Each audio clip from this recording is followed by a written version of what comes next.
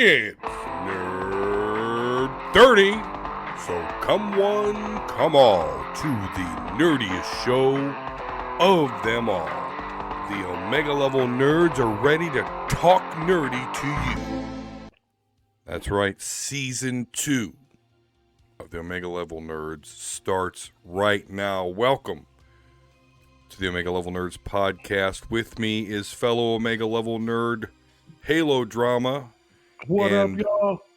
8-Bit Ray is also with us, fellow newly christened Omega Level Nerd. How is your week going, sir?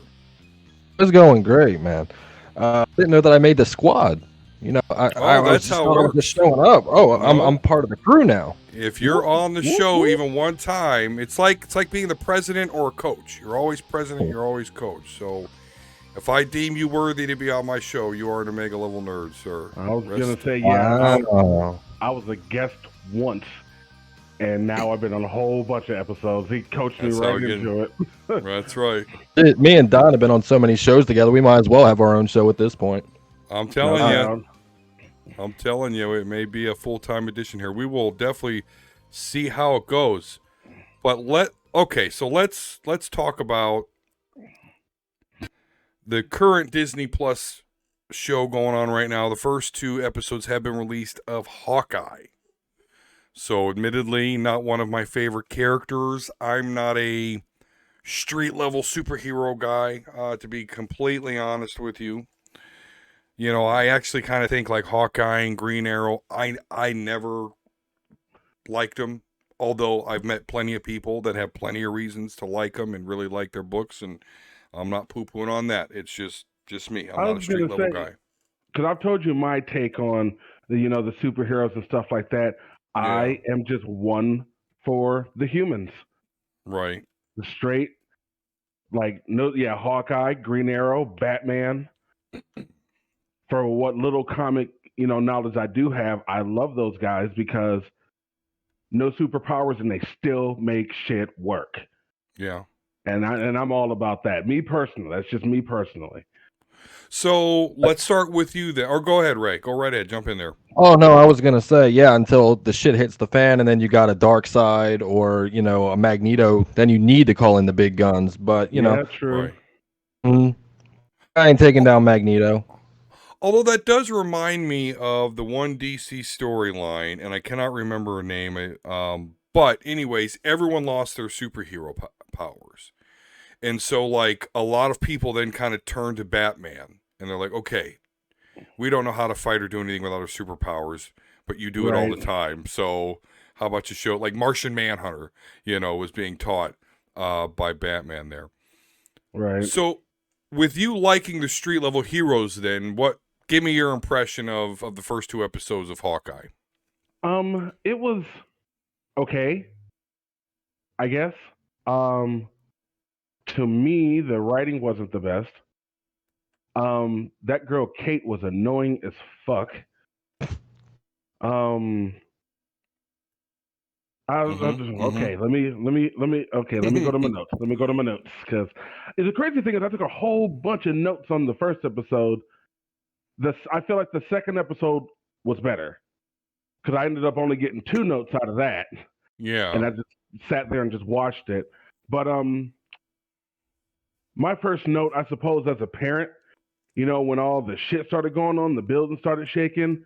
She's going around, Mom, Dad, where are you? And I said the same thing. I was like, where the fuck are y'all? right. Is y'all first priority not to go look for your goddamn kid? Right, she really was just like chilling in a room. Right, shit shaking, lights are flickering. That'd have been the first place I went. Was like, right, like where's the kids? Where's the kids? Right, yeah, we gotta go. Like you would hear me screaming for her. Right, dude. That's what I said.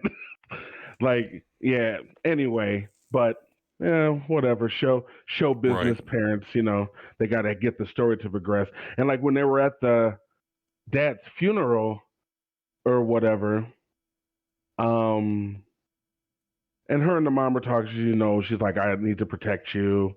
Mom's like, that's my job. And she said, looked at her mom, was like, I need a bow and arrow. And in my head, I get goofy. I was like, bitch, we know what the show is about. Just get to the goddamn credits. Right. Right. like you got, but to build suspense or whatever, I guess. Yeah. One thing I did like, as far as Kate went, I love how I'm glad I didn't skip the intro, because the intro did her backstory. Did you notice that? Mm-hmm. I did like that, so I didn't have to waste time, film, and more shitty writing, in my personal opinion, on that stuff, because the opening credit took care of all of that. Yeah. And I was like, that's slick. I like how they did that. And in the first scene, she's scaling a building. I was like, okay, she's this girl now. All right. Do you know what the bell that she knocked down was? No. It was Stain. It was dedicated to Obadiah Stane. So just a funny little Easter egg. Catch that. It's on the right before they show her. There's a little thing that says the Stain bell or whatever it is. It was dedicated to him. Okay. Oh, right on. Interesting. Easter eggs all over the place. Sure. Oh, and here you ever hear somebody talk about a scenario, or you see a scenario, and in your head you put yourself in the scenario? This is like, this is what I might have said. This is what I might have done. When Clint was in that restroom taking that piss, and that dude wanted that picture, and he said, now is not the time. He went over, washed his hands, and dude walked up behind him and said, is this the time now? Listen, in my head, I was like, boy, if you don't get the fuck out of my face. Yeah. Like, we're in the restroom, dude. You are tripping. Yeah. That is breaking bro, like, bathroom protocol for sure. Absolutely. Right. Matter of fact, quick side note, this has nothing to do with the show. This is three guys just talking. Absolutely. And I don't know if you saw, I had posted on Facebook, is the unwritten man rule. Yes. It's an unwritten man rule. At my job, there are 3 urinals. Let's say 1, 2, and 3. If I'm in number 1, and this has nothing to do with being gay or homophobe, nothing like that, because I don't get down like that. This is just an unwritten man rule. If I'm in number 1 and there's nobody over here, go to number 3.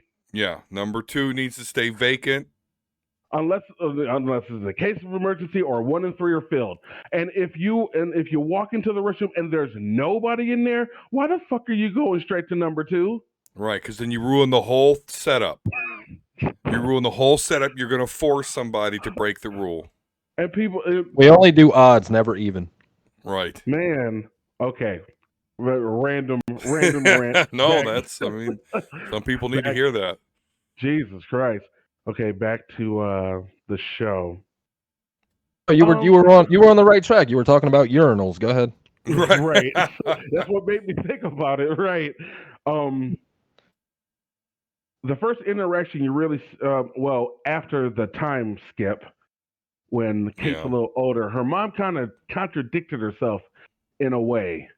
She said something about the poor feeding off the rich, which, get the fuck out of here with that shit. The poor feeding off the rich. But then as she's talking to her about how she wasn't always rich, well, shouldn't you have a little bit more compassion then? Sure as fuck. She sure as fuck looked rich when the Atari were attacking and they had a penthouse overlooking Central Park and shit. They didn't look too poor then, did they? Right. That mom character sucks. I'm just, before I even say anything about it, that mom character, I've got problems. Lorraine Warren from The Conjuring. I can't remember her name, but yeah, that's Lorraine Warren. And don't get me wrong, Kate annoyed the fuck out of me, but I get that's her character. She's young, but doesn't make it any less annoying. Excuse me. When they were down in the little Illuminati auction house thing, auction, that's the word I was looking for, and whatnot, and all the fighting started going on. Man, those were some sturdy ass bottles she was hitting them with. Yeah, right. Not a single crash, just clunk, clunk, some clunk. Some vintage 1921 right there. Man, America. shit was made out of granite. Fucking Fred Flintstone made them damn bottles. Am I the only one that actually wanted to see, like, stay in the auction house? Like, I wanted to have a couple more minutes there to see what else they were going to auction off. Yeah, absolutely. What other cool shit are you guys going to bring up? Yeah, Could absolutely. have done so many things there. They could have been like, oh, this is the Daywalkers, I don't know, like Shuriken or something, a little Blade Easter egg or something. You could have done so much with that scene, but you didn't. You just got right into the meat potatoes. Yeah, it was all like a plot contrivance to get the sword and Ronin outfit out there. Like that was it. And all the cool like you need the outfit for though. You get the sword. What do you need the outfit for? Right. I wanted to hear some more dialogue between. Now I can't remember his name. Gonna be Kate's stepdad now, and oh yeah, Mustache Man. I don't know his name either. Yeah. It looks like Fuse from Apex. The sword collector. Yeah, where they were having that little crooked, sideways kind of conversation sitting there. Yeah. And then it just stopped because big hole blown in the wall. I was like, "Fuck!" I wanted to know what the fuck they were gonna say, but. So be it. They had to progress the story. Yeah. Who that guy was? His uncle that he was talking to, the one that threatened his mother. Yeah. Who that was? Yeah. He was in Ace Ventura. Yes. He was in when Nature Calls. Oh my god! It blew my mind when I looked at him. I'm like, he looks like the guy from Ace Ventura, but he looks older. I could just hear him in my head just going, "Mr. Ventura." Yeah. No, he hit him with the whip. I said to myself that he looked familiar, but I forgot to go through the credits and catch his name. Okay, that cleared that up for me. Thank you, sir. Let's see. Oh, this one. Because you know how I am with children talking to adults. Oh, yeah. Let me tell you. No, Kate is really smart mouth. Yeah, I could not. Jesus Christ. Like, even if you're 23, I don't give a fuck. You're not going to talk. Right, you're not about to talk to me stupid. There's no fucking way. And that's what I kept saying. I was like, oh my God, she debates too much. Mm-hmm. Clint's letting her know what's going on. Like, this is flat out what's going to happen. You have no say-so in the matter. She's steadily trying to debate, and he's debating with her, and I'm sitting there like, girl, listen, I just saved your life, and I'm trying to keep you alive. Shut the fuck up and do what I say. Because I could just as easily jump on this plane and go back to my kids. Be done, right. And forget your ass even exists. But I'm not doing that, so shut the fuck up and listen to what I have to say. I don't know, that part bothered the hell out of me. But that, like I said, that's her character. She's young. She's got questions. You have to appeal to the female audience that's currently watching, because you think about it now is that superhero fandom is as high as it's ever been thanks to the MCU and maybe even the DCEU. I'm sorry to say that, but you got a lot of girls looking for role models. Now they're going to look to Kate Bishop, and they have to make her strong, independent, mouthy. You know what I mean? Like have a strong female lead. Yeah, I can dig that. And I think that it wasn't Captain Marvel. No doubt. And that was it for the first episode. Like I said, the second episode I thought was better. And I ended up not even taking so many notes because I was actually caught up in watching it. Because it was just that much better than the first episode. But the slow motion part of Clint walking through that little LARP activity shit, that shit was hilarious. That shit made me bust out laughing. Because he went in with the fake sword, but he just looked at him like, oh my fucking God. Like real life, I will smash everybody in this bitch. Right. And that's the look he had on his face.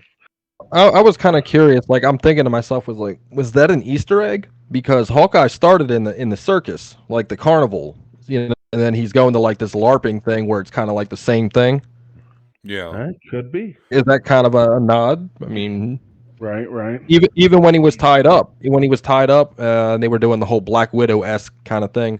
Yeah. He was tied to a carnival little carousel horse. Yeah. I don't know. Maybe I'm breathing too much into it, but I mean, that's just what I... You never know. I think they're all about the Easter eggs, so it makes sense to me. What about Kate Bishop Ray, like I said, because I'm just not a Hawkeye guy, so I know even less about Kate Bishop. Have you read any of those before? That Hawkeye series with her? Yeah. I own her first appearance, Young Avengers #1. I had like 4 copies at one point, but I have one left. It's there. I never read it. Because I really do hate, and I don't want to like get the ire of anyone that's saying like I'm being anti-woke or that I'm mad that it's a woman, because I'm not. No, not at all. I really don't like this character. I don't like the whole, oh, she's trained in archery and martial arts and like, okay, so you're Batman, basically. You're a rich woman, and instead of like going into like a cool way that Batman went, with the League of Shadows, you just, I'll become an archer and I'll become a martial artist and acrobat and all this, to perfectly set that up. I don't know. That's too on the nose for me. Maybe that's how it was in the comics, so maybe there's some kudos to be given there for comic accuracy. I just don't know. For the purpose of this show, I don't know. I don't get it. Like, it's perfect. Like, she went through superhero training. I like the second episode better because there's more Clint. I think. Right. Yeah. Because I think the first episode was really just setting up Kate Bishop, setting up her circumstance. Man, I was bored. I was bored. I feel it. I went ahead, because I knew we were doing this show tonight, I went ahead and pushed through and watched the second episode. Right. That's what I had to do. I had to push through. I've never had to push through for a Disney Plus Marvel show yet. So right, especially not WandaVision or Loki. I mean, no. Winter Soldier and Falcon. That was a little. I mean, it was like the same pacing as Hawkeye for me. The first 2 episodes were kind of like the same pacing. Yeah, but at least in that show, we're developing Bucky Barnes. We're developing Sam Wilson, characters that we care about. Now, if this was a development for Clint Barton, okay, but it's not. So I loved Falcon and the Winter Soldier, but I thought it was very emotional, and I'm a big fan of Sam Wilson, at least in the MCU. So I was really emotionally invested in that. In this show, I'm like, this chick really is just making problems for Clint Barton. That's what the show is right now. She's making problems for a C-level Avenger. No offense. No, and I said that to myself too. Like, if I was just watching this on some humbug shit, I may have not watched it past the first episode. Yeah. Like I said, WandaVision and Loki, they kept you highly entertained. Like, what the hell is going on? Mystery. Like, they had that thing paced out perfectly. This is just kind of, I don't know, it just seems like it's moving in slow motion. Very slow. Right. How many episodes is this total? Do you know, Don? I don't, but I can definitely find out. I read somewhere, I thought somebody said 6, but don't quote me, because it's the internet. It must be true. You know how that goes. Yeah. Only on Facebook is it true. Right. I would love for that to be the case. I mean, they've already, I'm not going to say wasted. They set up Caden in the first one, and then they gave Clint a little more to do in the second one. But the pacing is just off. You're going to have a lot of story to flesh out or cram into a certain amount of episodes, and that didn't work for Winter Soldier and Falcon. They saved everything for the last 2 episodes of that show, so you had to kind of, not saying it was bad, but you had to struggle through to get to the good stuff. And I don't want this show to be that, because it wasn't that in Loki and it wasn't that in WandaVision. It does look like this is going to be 6 episodes, so they got a lot of story to tell in 4 more episodes. Right. What did we learn? What did we learn so far? We learned that Kate's an asshole, and she doesn't listen. She makes trouble for Clint Barton. And Hawkeye or Clint is got like PTSD, with the Avengers thing, and yeah, definitely. This is Natalia. That's pretty much all we found out. Oh, that's all we got. The tracksuit mafia, their head person or whatever, is deaf. And again, I don't know. So we see like the person that's, I guess, giving them marching orders. Again, I don't know how close that is to the comics. So, Tracksuit Mafia is real. It's in the comics. Okay. And the uncle died, and the stepdad may have something to do with it. And I guess that's what they're going to try to figure out. Because Kate can't stand him. She knows he's up to some shit. I guess she's just got to find that way to prove it, I guess, or some shit. And like that's that. why I'm really annoyed with the mom character, because your child is telling you something is wrong. And on top of that, just fucking look at the guy. There's something wrong. He looks like Wario, okay? He looks like he's about to rob a stagecoach. Right. No doubt. And she's just, fucking ignoring her and shit. But yeah, man, this is like the first, I don't want to say first because I don't know, I don't know much about Eternals, but to me personally, because I haven't seen Eternals yet, we'll wait till it goes on Disney Plus. And we'll have a segment called Now That It's on Disney Plus. We'll be unveiling that here in a little bit. But this is like a first major misstep for Marvel for me. Maybe it'll pick up in the next 4 episodes, but I was truly sitting there last night like bored.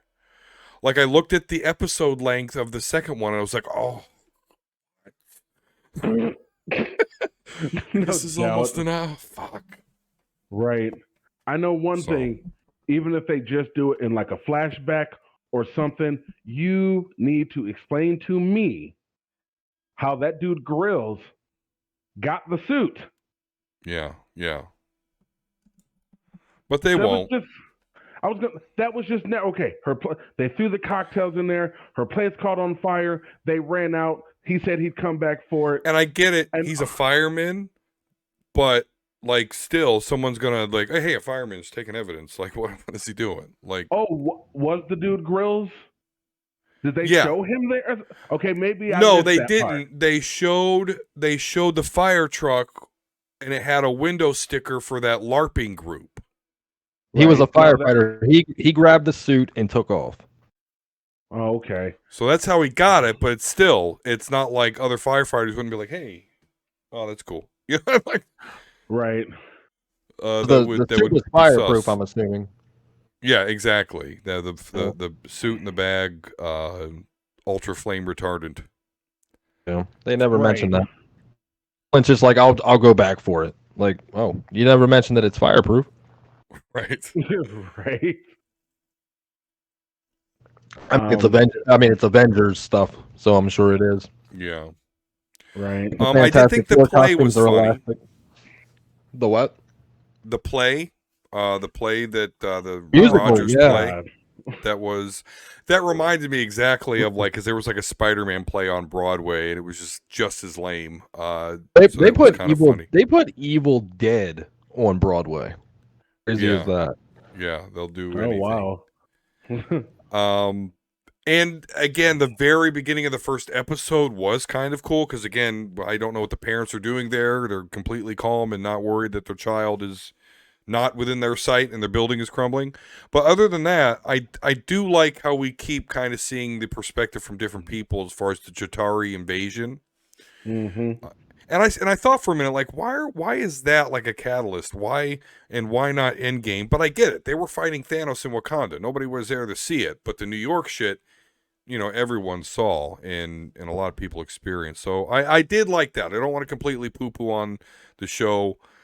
But to sit here, though, and say I was bored and I was upset to find out that the second episode was almost an hour long, that's not something I've ever said about a Marvel TV show before. So...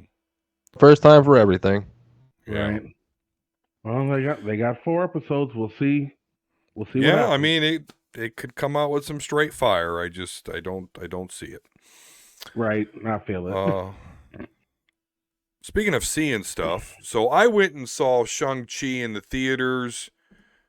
You experienced it now that it was on Disney Plus. Mm-hmm. And I know we talked about it on the show before, but again, we're really going to have to start having a segment called Now That It's on Disney Plus. So now that it's on Disney Plus and you got to see it, what were your thoughts there? Now, I thought that movie was the shit. Mm-hmm. And I fell into the same the same hold that I did when I watched Endgame. I was so into it that I forgot to take notes. I took one note at the beginning of the movie, and then I just watched the rest of the movie. Yeah. And by the end of it, I was like, shit. I meant to go back and watch it again so that I could take notes. I just haven't had time to. Yeah. But the one note that I did get was the father, after he had the rings and he was immortal, had all these powers, that first army, he came in like Madara versus the Shinobi Alliance. Yes. Straight up. He came in, walked up there solo, and was like, y'all can chill, I got this. Yeah. And just went in and slaughtered them. And Madara was the first person I thought of when I saw that. Yeah. Yeah, absolutely. Absolutely. I did like that character a lot. I especially dug the father thing. So yeah, that movie's cool because like the beginning of it is like, I guess now is considered kind of low tech, but kind of like a low tech kung fu movie. You know, right. Really, really well done, fighting kung fu movie. But then it straight moves into like Dragon Ball territory at the end. Yeah, water dragons and demons and right. Yeah, all kinds of crazy shit flying around. Yeah. Now, one note I can remember saying to myself in my head, once a couple fight scenes happened, or no, not the fight scene on the bus. That was just straight whoop ass. Yeah. But say like once they got out into the field, and when the dad first met the mom, or when Shang-Chi first met his aunt, and he's fighting with her, whatever. It's like, oh my God, is every martial arts movie nowadays gonna have to have a little bit of what the hell? Now I can't think. Oh God, I knew I should have wrote it down. Oh no. Sorry, I brought it up. That's all right. Well, listen. What was?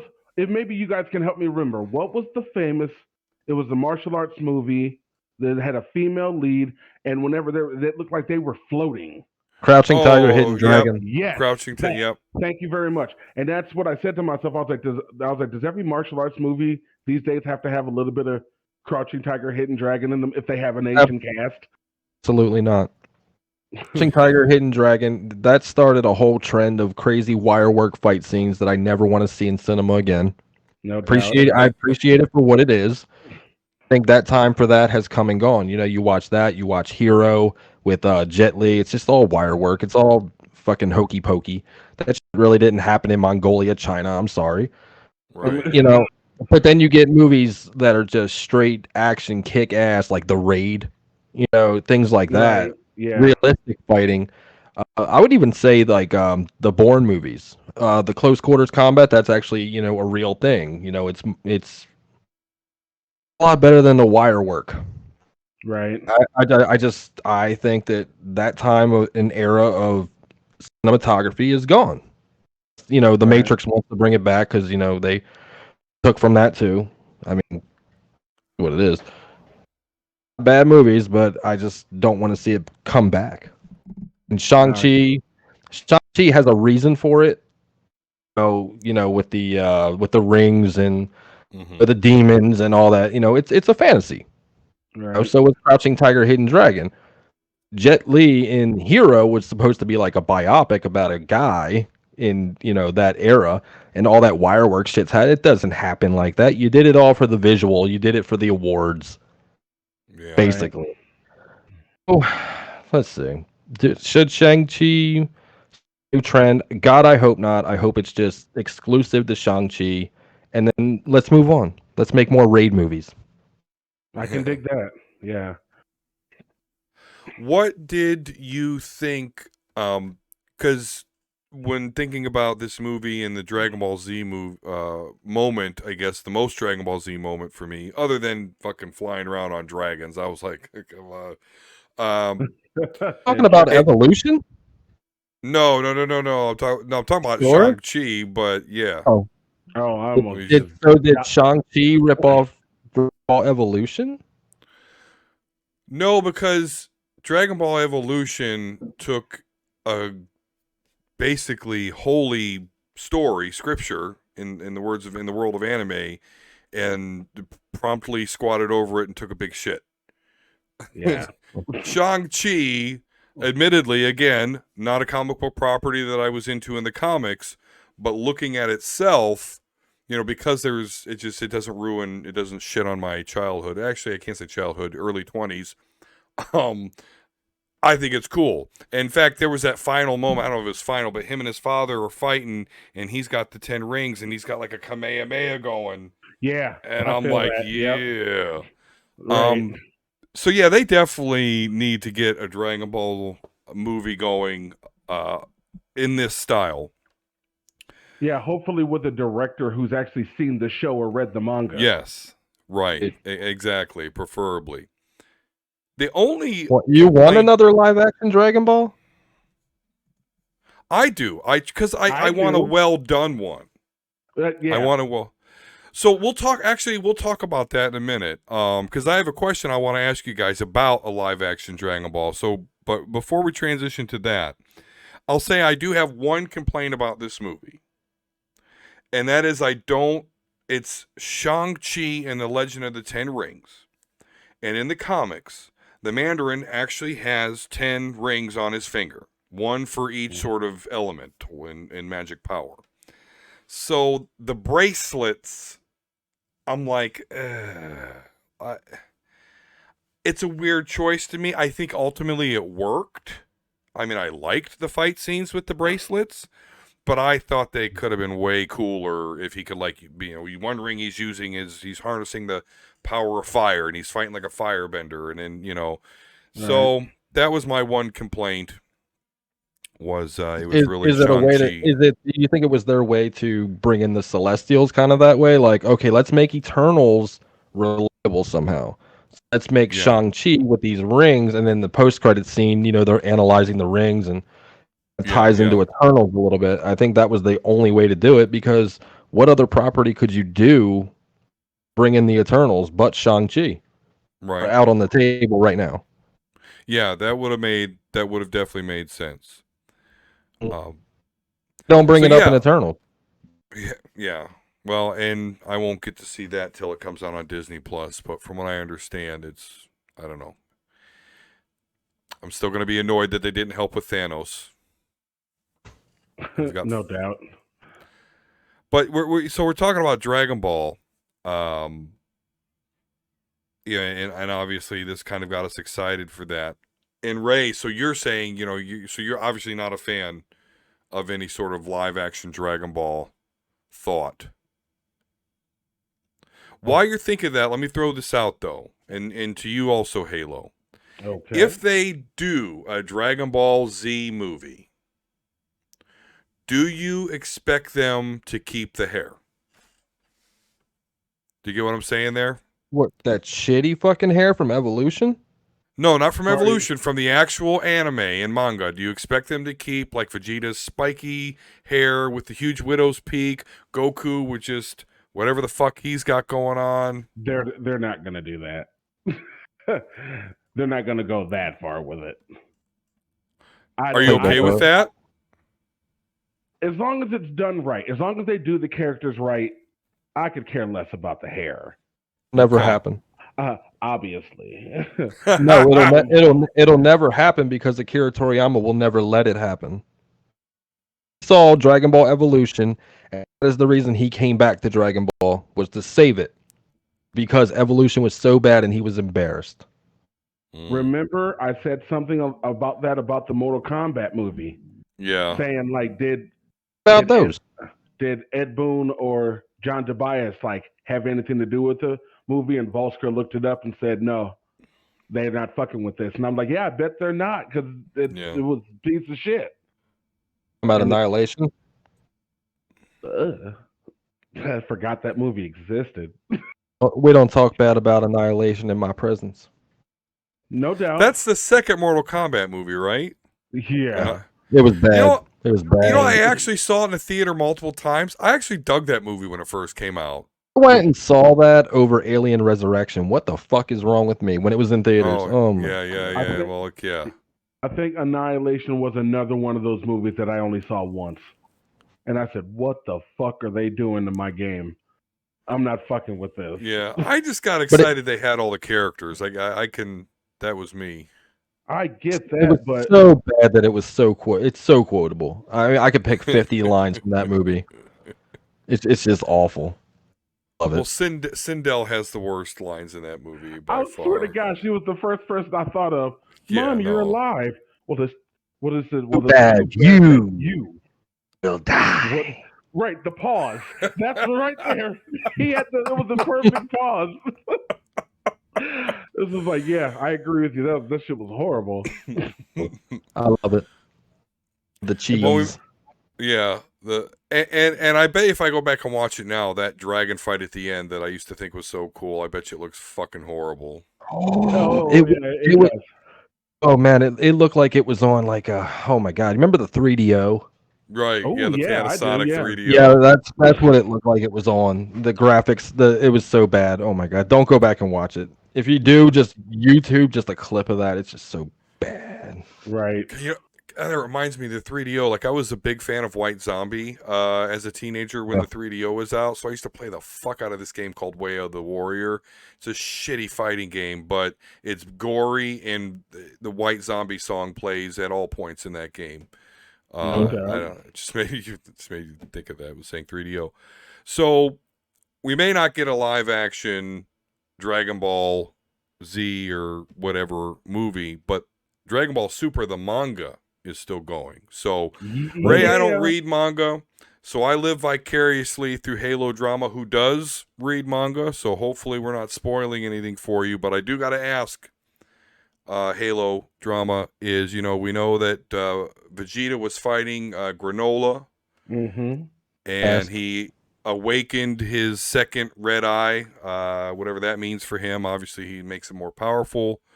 Vegeta's new destroyer form, I guess, didn't quite work out. So that's the last that I knew of. So super ego, or whatever. Yeah, right. Yeah, super ego instinct. Ego. So did Lucky Charms come and save Granola, or did we get another cereal reference, or what happened? No. Gas shows up. No. Halo, you want to take this one? Yeah. Oh no, because this is the comic books is his area of expertise. Anime and manga are mine. The best of both worlds, I'm not sure. I'm not sure where you're at with my. So obviously, you, Ray, you're into manga. Then you're all caught up on the Super. No, I'm not in the manga. I can't read right to left. Okay. That's my that and the color. That's what throws me. All right. So Halo. I get detailed breakdowns line for line, so I don't have to read it. I can just kind of listen to it and go about my day. So I know everything that's going on. Okay. Cool. Yeah. All caught up. Okay. A side note, real quick, before I go into what happened in the latest chapter, it's still not explained what Ultra Ego exactly does. He just had this new form. He got stronger. He, like I said, he lets himself take damage, and that, forces him forward, pushes him forward, something. But it's still never like we know what Ultra Instinct does. It's still not explained in any kind of detail exactly what Ultra Ego is doing. It's destroyer energy mixed with Super Saiyan Blue with God Key.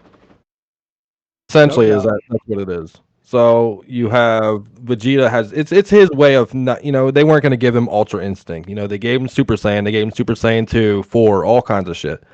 Like, let's let Vegeta have his own thing. Okay, he's going to get trained by Beerus for a minute. And then he gets this Ultra Ego form, and he's strong enough to fight Granola. And Ultra Instinct couldn't keep up with Granola. So Vegeta has to have his own thing.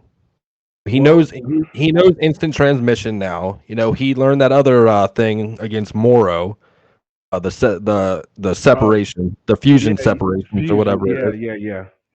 So that was kind of cool. He learned that, but now he has a new form, exclusive to Vegeta, and it's about time. Yeah, true. But he also still got his ass whooped. He got his ass whooped. He's fucking Vegeta. That's what he does. What's Vegeta's actual kill count? Vegeta's killed a lot. Count. Yeah, I mean, he's killed whole planet. Yeah, no, you're right. I mean, don't get me wrong. He did beat Goku when he went Majin. Although I understand that maybe Goku held back Super Saiyan 3, but nonetheless, he still got him. So right, that chalks it up for me. If we want to be technical, even though he had to transform. Sorry if I interrupted you. Even though he had to put that fake moon up there and transform, he still technically whooped Goku's ass. Which dub were you listening to? Were you listening to the Ocean dub or the Funimation dub? Like, I've seen it all the way around.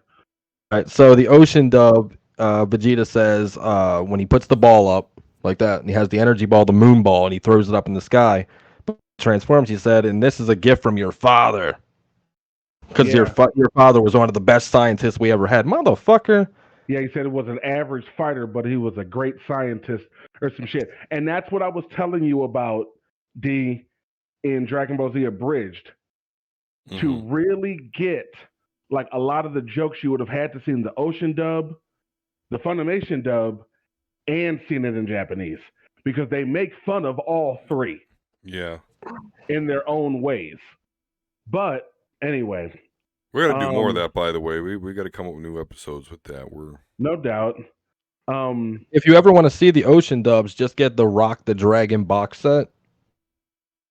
Still out there. It's out of print and it's fucking pricey, but it's the entire Ocean dub all the way to episode 52. It ends right before Goku fights Ginyu, and that's when the Ocean dub cuts.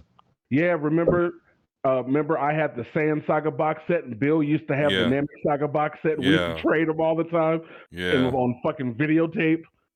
Yeah. Back in the day. Back in two the episodes. Day. Oh my god. 2 or 3 episodes of tape. Yeah.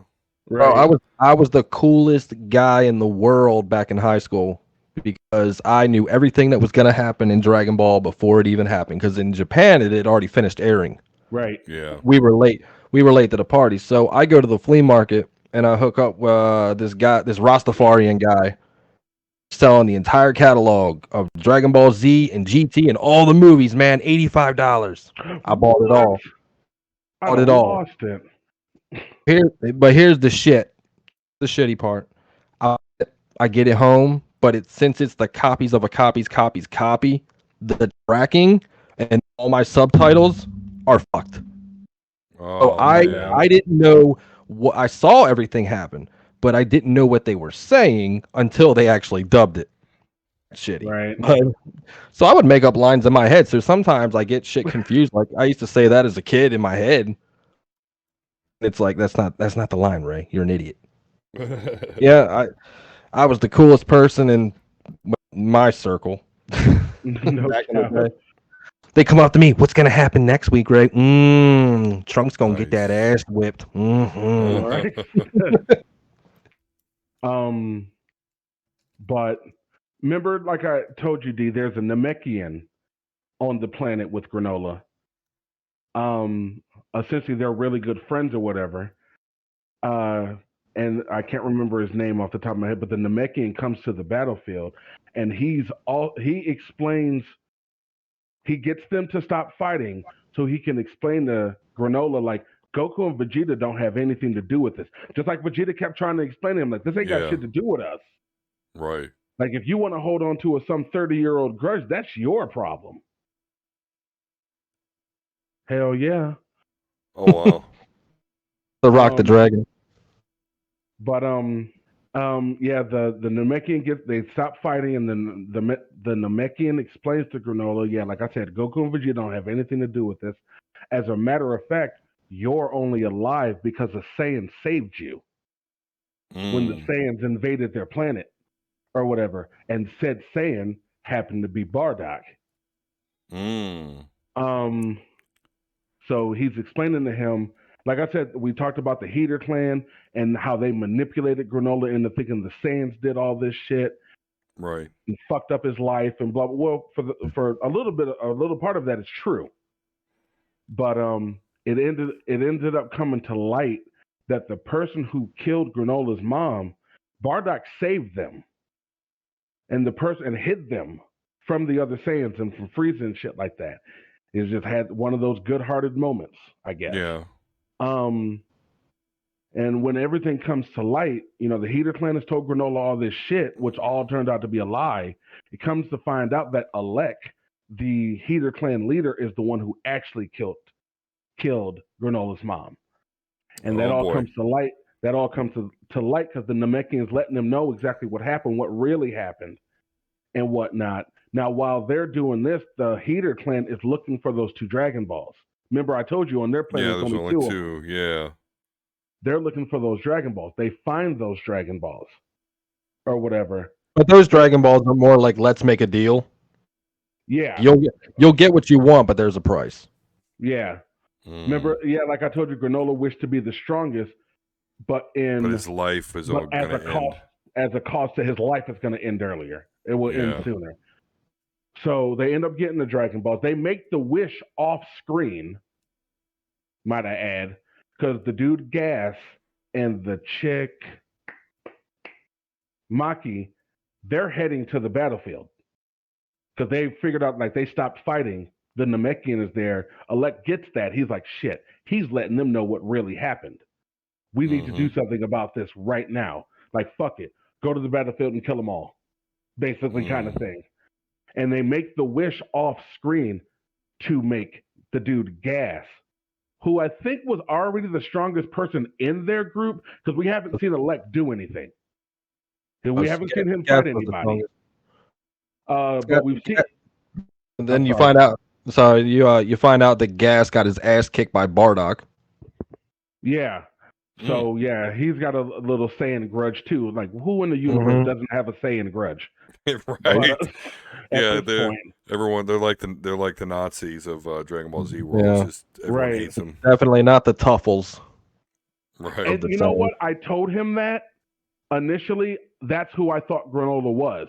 Yeah. Before they said he was a Cerulean and all his peoples got killed. I thought because kind of like his character design, I thought he was a remaining Tuffle. So I thought they were going to throw them back into the story somehow, but that ended up not being the case. But yeah, Gas and Maki are going to the battlefield. They make the wish off screen to make Gas the strongest person in their universe. So he shows up to the battlefield aged, because let's say when they first introduced Gas, this dude's 4-5 feet tall, Kevin Hart size. Yeah. and then they make the wish off screen. He shows up to the battlefield, Kevin Durant size, LeBron size. He's tall, he's muscular, he's fucking huge. He looks like a grown ass man. And he goes in there and just gets to wrecking fucking shop on all 3 of them. Appreciate his power set though. It's a lot different than Deborah could do a couple things. There's another character that could create things. Majin Buu could turn people into candy, blah blah blah. But Gas can make weapons out of thin air. A blade, a sled. He hit him with a fucking sledgehammer, bro. Yeah. Goku with a Harley Quinn mallet. Yeah. Crazy. Toyo Toro, he must have been hitting that good bong. You might be thinking of Goku Black, because Goku Black could make that that sight. He had that sight. That was God Key. I mean, no doubt. I'm just saying. You said you were thinking of somebody else who could possibly make weapons out of energy. So I thought that might have been who you were talking about. That's the only thing I could think of. But I think Toriyama had a lot of input on this particular chapter because it had a lot of comedy, with the mallet. And Gas going from a little short guy to a tall guy, because you had the Frieza joke in Resurrection F. I want to be, 3 inches taller or whatever the fuck it was. Yeah. It had a little bit of that comedy. So I'm thinking Toyotaro was kind of taking notes from Toriyama on this one. Yeah, maybe. It's because Toyotaro is writing his ass. I can dig that. I can dig that completely. He's 50-50. There were a lot of things in the Moro arc that were really good, but most of it was dog do. Right. And in this one, there's a lot of mystery behind it, but for some odd reason in this chapter, comedy kind of took a step forward. And I really think that Toriyama really had a lot of input in here because, he's creating all these characters. Right. Essentially what Toyotaro is, he's getting a post-it note from Toriyama saying, here, this is where I want the story to go. This is where I go. Make it happen. Right. He has to work off of. So he puts his little spin on it. But I really feel like that was kind of a throwback to Toriyama comedy. I don't know if it was Toriyama that did it or if it was Toyotaro doing an homage. But I can appreciate it. The fucking mallet. Who hits Goku with a fucking Harley Quinn mallet? Right. Yeah. Crazy. He's been hit with everything. Right. Mallet? A mallet? And then Granola's stabbed up. He's down. He won't take the Senzu bean. Like, oh, yeah, there's that part. Like I said, Gas comes in. Initially he was fucking up Granola. I think Vegeta was already fucked up from his fight with Granola. Goku jumped. The Namekian heals Goku.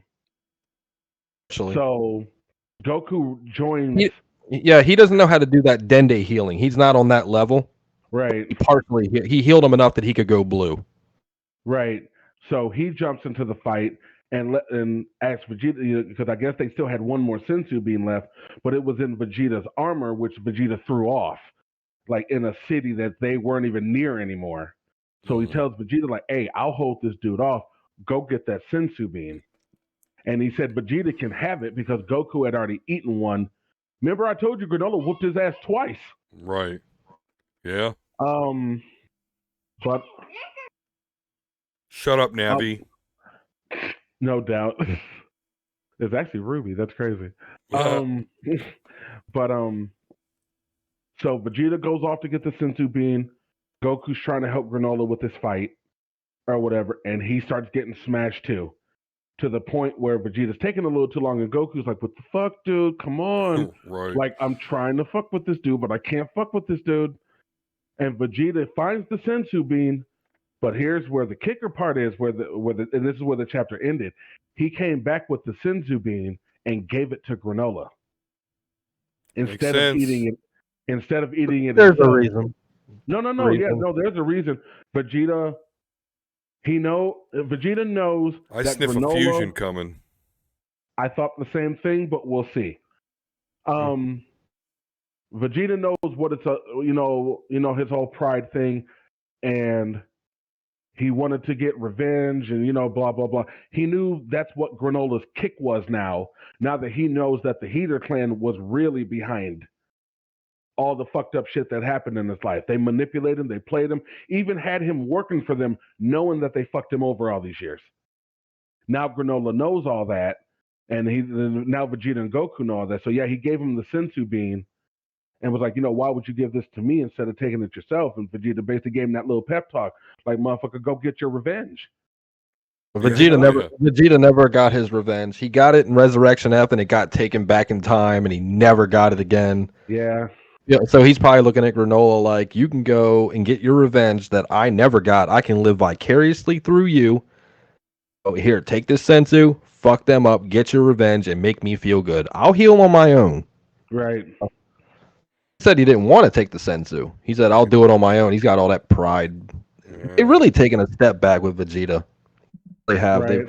They progressed him so far in Z, and then in Super kind of brought him back to the egotistical, I don't need anybody's help, whatever. But I mean, what are you gonna do? You gotta tell a story, I guess. You gotta sell them mangas. Yeah. Well, Goku and they sell well. I was gonna say they got me. Goku and Vegeta, in a sense, have always been that way. I mean, fucking look at Majin Buu. They could have jumped him, but no, they did their little rock paper scissors shit, taking their turns. Yeah. And did the same thing with Frieza, taking their turns. Thing with Moro, fucking let him power up. They said, "Hey, go get more powerful. I want to fight you at your best." You're an idiot. Right. Yeah, they need to stop that. Like shit. how many times has Goku done that dumb shit? Yeah. That's like they did it. A lot. In a sense, I can't say they did it with Broly. Broly chose Vegeta first. He swung at Vegeta first. So I guess that was Goku's way. Because if you notice, because I've played certain scenes back in slow motion when Broly charges at them, they both pose. Goku and Vegeta both pose up like he's coming at one of us. We need to be ready for this. He came at Vegeta first, and I guess that was Goku's way of saying, "Oh, well, I guess it's his turn. I'm not going to jump in." He kind of looks like his father. His Right? dad, Yeah. Paragus could have put that in his brain, like this is what he looked like, or you got to add a picture. Who knows? Or even just the name alone. Well, you got to also remember that Broly had about 45 minutes cut. There's still an edit out there that has 45 minutes left on it. I wish they'd put it out. No doubt. Hell yeah. But yeah, that's where the chapter ended. Vegeta gave him the Sensu bean, basically said, "Hey, go get your get back on these motherfuckers." Right. Like, that was the last Sensu bean, so this is your only fucking chance. They get them balls. Right. Those balls, they don't take 6 months or a year to get back. They're instantaneous. As soon as they fly up, you can grab them. So the heroes could get them this time around, yeah? That'd be a nice little switch. I do like the look of this dragon, though. A lot better than Porunga. I didn't like the Namekian dragon too much. Too much muscle. Yeah, it actually looks like a dragon. Oh, I was going to make a joke about that, but they make the joke in Dragon Ball Z Abridged, so I'm not going to say it. Okay. All right. Well, before we go, because we're just about to the end here, so let's talk about something that again we did kind of report on before when there was like a massive leak of games that they were looking to remake, and one of those games on the list was Chrono Cross, and it's all but been confirmed that is going to happen. Pretty much looks like it's going to happen, so that's exciting. I will tell you. I loved playing Chrono Cross because Chrono Trigger is the best RPG that has ever been made. Okay? In my world, just gonna put it out there. It's up there for sure. So when I heard Chrono Cross, back in the 90s, the late 90s, whatever, early 2000s, when Chrono Cross came out and it was a sequel, although I really wouldn't call it a sequel, but nonetheless, it is a sequel. Right. I cannot sit here and say you're wrong. That's all I can say about it. You're not wrong. Yeah, I can take that. I like it. Playthrough on my YouTube channel. I like that game a lot. I do. But I've played Xena. I've never played Tactics, so Tactics is cool. Tactics. Again, you can catch the playthrough of it on my YouTube channel. That's Comics and Gaming Boomer. Okay, so Chrono Cross. Back in the day, I was very excited to play it, and I played through it. But I will be honest with you, I have never replayed that game. I remember enjoying the game. But to go back, other than the full motion video stuff, the graphics are rough. I like the music, but it is repetitive. Right, it is. And although back in the day, having 80 plus characters was kind of a selling point to me, there's no reason for that many characters to be in the game. And then lastly, or no, I have two more complaints. The other complaint is I do think the game is kind of boring when you switch over to the Link story. Like I remember just trying to get through that as fast as possible so I could get back to Surge. Yeah. And then finally, the battle system. I gotta tell you, not my favorite battle system. I mean, early on it doesn't matter, but later in the game, when you really need to chain together the same elements, that is fucking difficult. That would piss you off to no end because you'd fuck around and get the third one. Mm-hmm. But then the enemy would take their turn and cast something fucking of a different color, and you're like, motherfucker. It'll make you, yeah. So I'm with you on that. My thing about that game that made me, because I've replayed through it quite a few times. Matter of fact, I still own it. I just don't own a PlayStation anymore. Same here, although I do have a PS3 that'll work. But yes, I actually do have a physical copy of that around here. I still have it too. I just don't have a PlayStation anymore. When you say there was no need for that many characters, in a way there kind of was, because it had so many endings. And like you said, back then, we didn't have strategy guides and shit. Oh, no. We had strategy guides. We did, but who wanted to spend $14, $15? And I was a child, and my mom didn't. Right. So that was a wrap. No, what I meant I didn't mean to say strategy guides. I meant like we didn't have the internet like we do now, where you can just go to GameFAQs or you can just flat out Google all the different endings. Like you had to go through with different characters doing different shit, just trying to figure that shit out. And I liked that aspect of it. Even when you would let the credits roll and you save the game and you can start back with the stats that you had and you can go back and fight the dude solo just with Surge. That was my shit because that was the hardest way to do it because you had no backup. So that was that to me, like the more difficult, the more it makes me want to thrive for it, the kind of thing. Like most side bosses in games, I'd more rather fight some side bosses than the main bosses because they're way harder. Yeah, I said that about we were just talking about this at work like earlier this week or last week. Sephiroth in the first Kingdom Hearts game, if either of you have played that. Because it took me a long time to play Kingdom Hearts because I wasn't feeling that shit at first. But when I eventually played it, it's actually pretty fucking good. And they have a hidden fight that you can fight, an optional fight that you can fight Sephiroth. And the thing that I love the most about fighting him in Kingdom Hearts is you could be level 100, Ultima weapon, best armor, best magic, all your stats can be maxed out, and Sephiroth might still beat the shit out of you. Yeah. Yeah, that's pretty tough. I like fighting characters like that. But I totally switched gears. But yeah, I'd like to replaying through Chrono Cross because it was the same thing. There was a side boss in that game. I can't remember his name. He had 2 swords. He fought with 2 swords. He used to train under the old man. Masamune? I can't fucking remember. Because then you get a sword for Glenn if you beat him. Yeah, it's been a while. I've got to. Yeah, it's been a long time. But it was an optional boss. The dude had 2 swords, and he fought you with 2 swords. You couldn't beat that dude the first playthrough. Right. It was fucking impossible. He'd mop you in like 3 hits, no matter what your stats were. You had to go through the credits, save the game, and play through the game and level up more to fight him.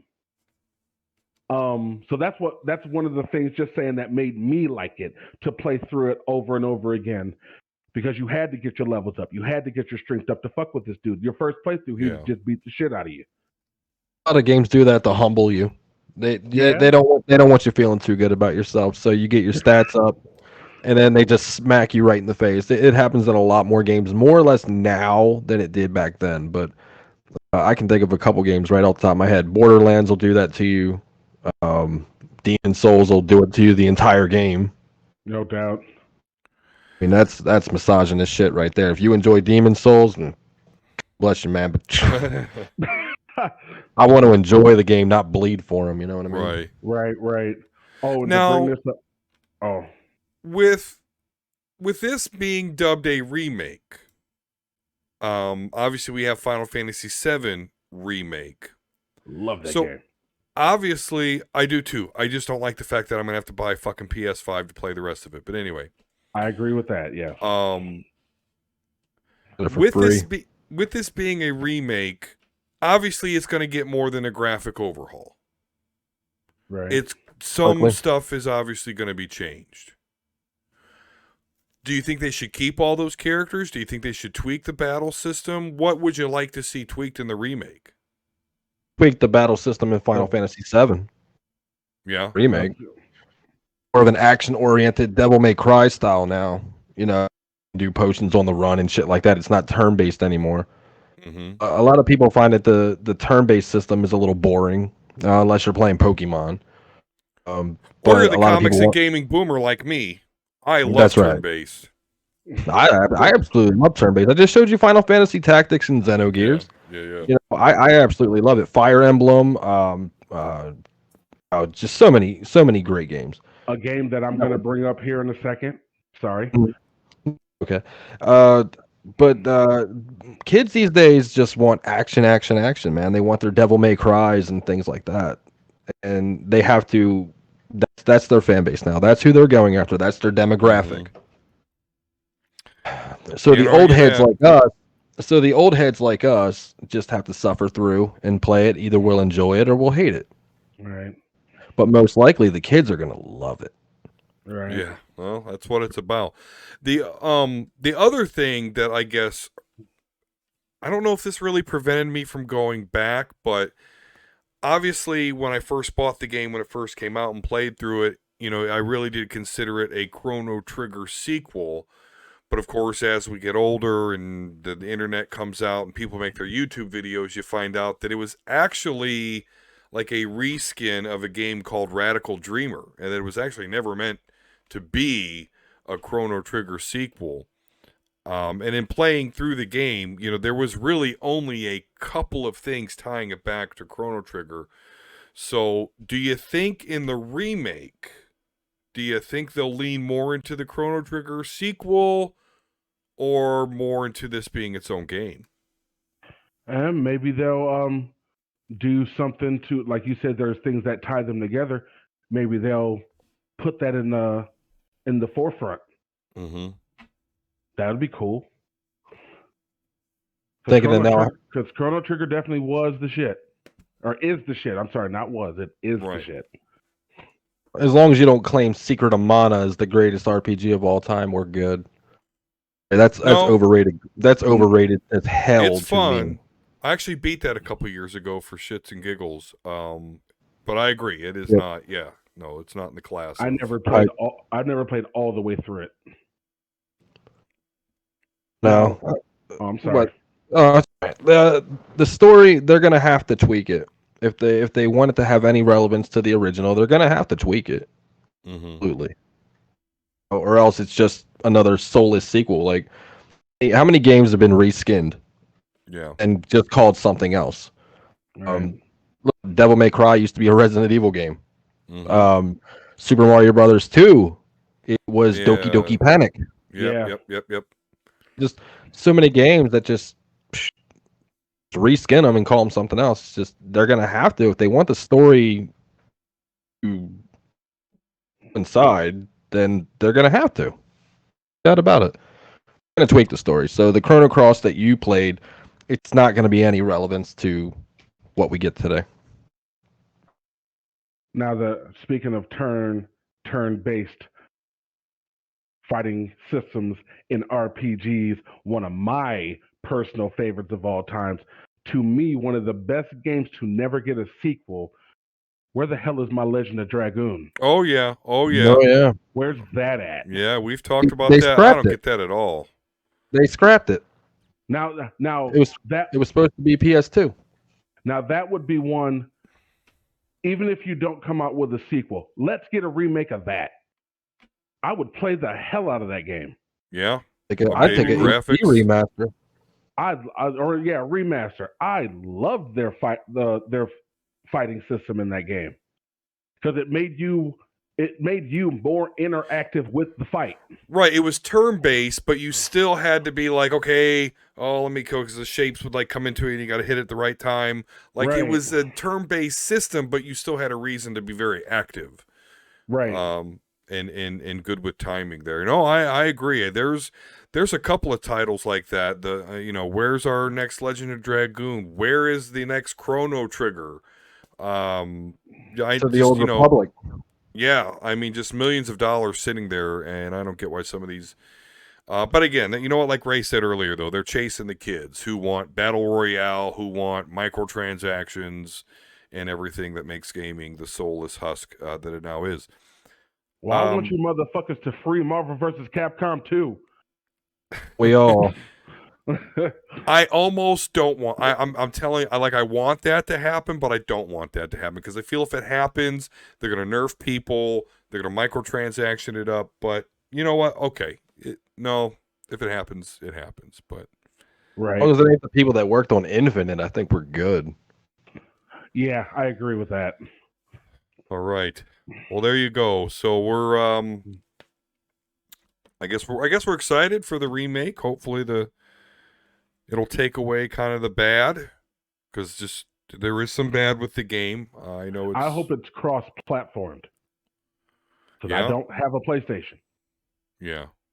I have Xboxes. Yeah, you're right. Me too. I hope it is.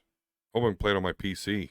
I was just gonna say, unless if you come out with a PC version, got that on Steam. Got that covered. Steam it up. All right. Well, listen. We're good. We're good for this one, gentlemen. Thank you so much. But before we go, of course, 8-Bit Ray, you are, of course, host of the Gorilla Brain podcast. Sir. Part of the Geek World All-Stars podcast network. Legendary, yes. Yes, exactly. Also on Twitch there, playing some Apex Legends. Yeah, Apex Legends. Actually, I got a whole bunch of Resident Evils planned soon. All right. I just take a little mini break from Apex and just start doing some Resident Evil 0, maybe the Resident Evil remake. I don't know. We'll see where it goes. Okay. But yeah, I'm the host of the Gorilla Brain podcast. You can catch me on Spotify, Apple Podcasts, wherever you find your podcast. If you are into the Mystery Science Theater 3000 type commentaries on movies, then I am your guy. Definitely check me out. The next episode will be Thanksgiving. So when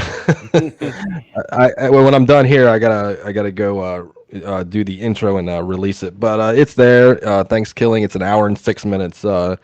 I've done a lot, and I don't shut up for that entire length of time. So I keep it going. A one-man show, Daddy. That's what I do. And yeah, the Twitch is fun. I enjoy doing the Twitches. Okay. You know, little gaming. Well, if be as entertaining as I can. If you ever find you need some comics and gaming boomer commentary, you just let me know. We'll reach out. But yeah, and hopefully we'll have you here again. I think it's great having you on. So thank you so much for being on today. Welcome. Really appreciate that. You know, I already did Dragon Ball Evolution, but yeah, I might just invite you on for another evolution of the evolution. Oh God, this might throw up. But yeah, I mean, Dave over at Superhero Speaks got me watching Superman 3 and 4. So doing the same thing to me, the bastard. Halo Drama, you of course are on the Twitters and the Facebook, which you haven't gotten in Facebook jail for a while. So congratulations. I haven't been in Facebook jail for a while, which is very shocking because I never shut up. People so sensitive these days. Little reality just kills people. Yeah. I imagine we might get a little hate over our not loving of Kate Bishop, but we'll see. So be it. Where's the one dude who used to comment on all our videos? Yeah. Osmosis. Yeah. Buddy? Where's he's been at? How you doing, buddy? I miss you. It's gonna break my heart hearing the one person that's supporting Kate Bishop come at me on Twitter at Gorilla Brain Pod. I don't care. Yeah. No doubt. But no, I do need to stop playing around and get to recording and streaming some COD Zombies. I even wouldn't mind if I could get the camera set up the exact right way. I wouldn't mind either recording or streaming, playing some Magic. Yeah. That would be tough. No, I got a little play group now and whatnot. We play sometimes 2-3 times a week. And whatnot. I swear I'm going to get like a D&D or Star Wars role-playing game group together and stream that. Like, I really need to do that. No doubt. It sounds super fun. Not fall into another money pit. I'm sorry, guys. I'm out. And, yeah, sometimes we have some really good games that, we say to ourselves, like, when it's over, like, just like you and I with Marvel vs. Capcom 2. There are sometimes we get done and we're still hyped like, shit, that went hard. You know what I'm saying? We have a lot of good Magic games like that. So I'd like to find, because I've seen YouTube videos of people doing it. So I know it's possible. Yeah. I just need to figure out a way to do it myself. That's all. Well, need anything I can help you with, let me know. No doubt. I asked Don this on another podcast. What I forget, was it Superhero Speak? Might have been. Yeah, I'm sure. I think it probably was. I asked you what your team was. I'll ask the same thing to you, Halo. Who's your go-to team in Marvel vs. Capcom 2? Oh shit, because I have two. Well, one is Ken. One is I'm sorry. Let me say it in the right order. Ryu, Akuma, and Ken. Oh. Ken is always my closer. Always. No, Dan. Huh? Dan. I'll pick Dan if we're fucking around. Hey, you know what? I used to pick Dan a lot in Marvel vs. Street Fighter, though. Yeah, you did. I remember many ass whoopings by Dan. Dan has that level 3 ultimate that knocks your entire life bar out, dude. If you can grab him and hit him. Right. Yeah, he does. Is that as a self-destruct or? Yeah. Yeah. You do it. You know how you do the Raging Demon? Just do the same button combination the other way. Just go backwards. And yeah, it'll do that. However, if you don't kill them, it drains your power down to like 1%. So if you're going to hit that, make sure at least half of their bar is gone. At least. Because if you don't, it's going to leave you at 1%. All they got to do is flick you and they'll kill you. Yeah, they cheese you out. But I say if I had to pick a secondary team, Ken would still be at the end. But it would also add Strider and Captain Commando. Yep, I knew it. I fucking knew it. Oh, those are my boys. Yep. Had many battles with that crew, and you were playing them. Right. Because I gotta do that again too. Spiral, Omega Red, Cyclops would be my go-to team, but I can also use maybe Venom, War Machine, maybe even Thanos. And I wouldn't use Thanos like you would think that I would use Thanos as a main character. No, I just use him for the run-in. Yeah. That's all I need it for. Speaking of Thanos, that reminded me of a random thing. And since it's my podcast, I get to talk about random shit in my head. Hey. In that game, he uses a bubble attack. Mm-hmm. In Infinity War, when he has Peter Quill's gun and he uses the Reality Stone, it shoots bubbles. Absolutely. And I never made that connection until, I don't know, I was using Thanos a couple months ago and I saw that. I was like, Same thing when Gamora goes to stab herself. Yeah. Bubbles. Yeah. I was like, okay, I like that. No doubt. Yeah, Cyclops is definitely, because I can't even remember what I told you, but since then I think I changed to where my go-to is going to be Cyclops, Colossus, and Akuma. That's probably my Cyclops gets on my nerves because he can keep you at bay just by hitting hard punch. He can keep you at bay, and then he can like do like a screw attack almost that like fills up his meter like crazy. It's ridiculous. Cyclops' air combos are crazy good for that game. I'm telling you, nobody does air combos like Cyclops. No doubt. I'd say if somebody comes close to me, it's fucking Spider-Man. But Spider-Man's movements are so fucking fast. Yeah. That sometimes I can't complete air combos with him because I can't push the buttons that fucking fast. For sure. It's like, they made the button combination match him to match his speed, his actual speed in the game. And man, I cannot push the buttons that fast to fuck with that dude. Yeah. Shumagurath is another really fast one too. If you can get good with Shumagurath, man, you can get the jump on a lot of people just by the way he moves. Like, he, creeps down to the ground. And, he's really small. Yeah, man. Kind of like Voldo and Soul Calibur. Like, you don't know which angle he's coming at you from. I love Shumagurath. No doubt. For Doctor Strange 2. Yeah. Yeah, we've got to get him. We've got to get him here soon, for real. Oh, hell yeah. Because they teased him twice in the What If. Twice they had tentacles. Think of it. That, from what I understand, are not Shumagurath, but it's not 100%. It's not 100%. Didn't see the eye. We didn't see the eye. Right. I hope they come out with another season of that. That'd be great. of What If?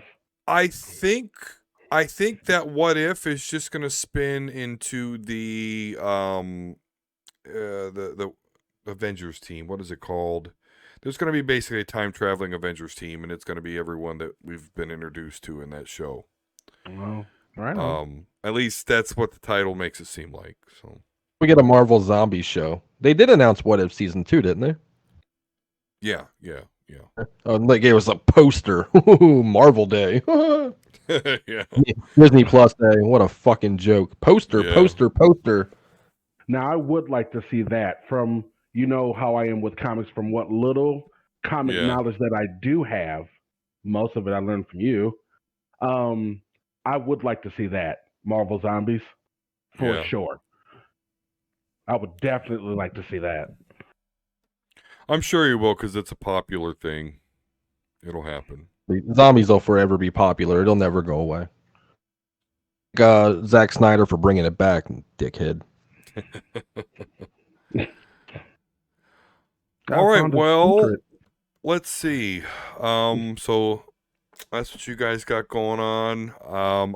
As far as me and what I got going on, guys, I kind of rebranded my personal YouTube channel, of course. You know, the Omega Level Nerds podcast is its own YouTube channel. I have my own. Used to be called House of D. Now I have rebranded myself as I've embraced my boomer side.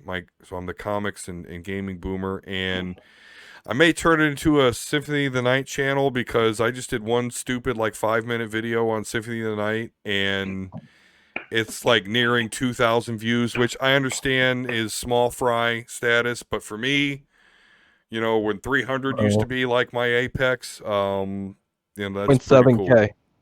Sitting at 1.7K.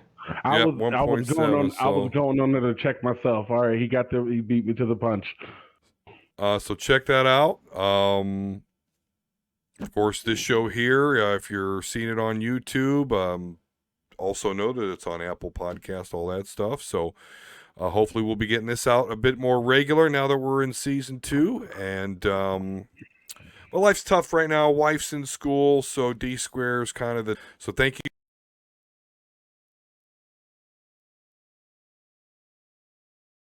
you so much for anyone that's watching this or listening to this. I appreciate you very, very much. Make sure and check out the Gorilla Brain podcast, as well as all the other, you know, Geek World All-Star podcasts, particularly Superhero Speak. Ray and I are frequently on there, and we should actually be on there pretty soon, because we need to talk about the shitbox that is Superman 4. And stay tuned for what Halo Drama's got going on, and that's it. That's it, and that's all. Until next time, peace and love, and we'll talk to you again soon.